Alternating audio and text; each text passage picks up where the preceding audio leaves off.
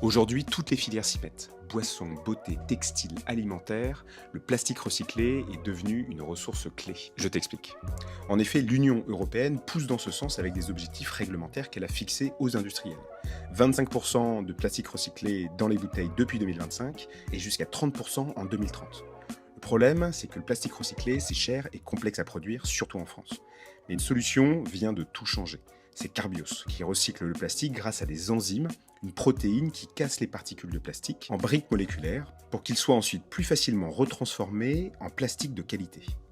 Avant, le plastique était tout simplement déchiqueté et fondu, mais cette méthode est très polluante et coûteuse en énergie, et en plus cela ne marche que pour le plastique transparent, sans aucune couleur.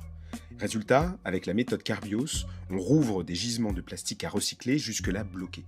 Des bouteilles opaques, des barquettes, des textiles polyester.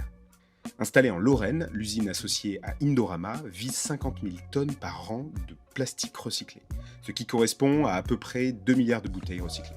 Aujourd'hui, les signaux du marché sont là. Des acteurs comme l'Occitane a développé une première bouteille 100% issue de ce procédé et un consortium textile avec On, Patagonia, Puma, PVH, Salomon travaille sur des vêtements dits fiber to fiber, c'est-à-dire fabriquer du textile à partir d'autres textiles et de déchets polyester recyclés.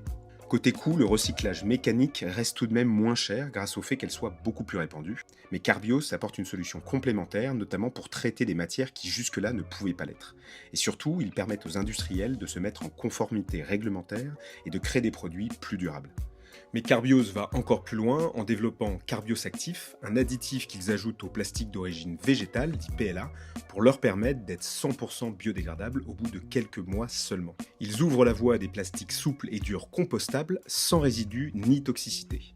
Ils sont en train de révolutionner l'avenir des déchets plastiques et textiles en les transformant en matières renouvelables.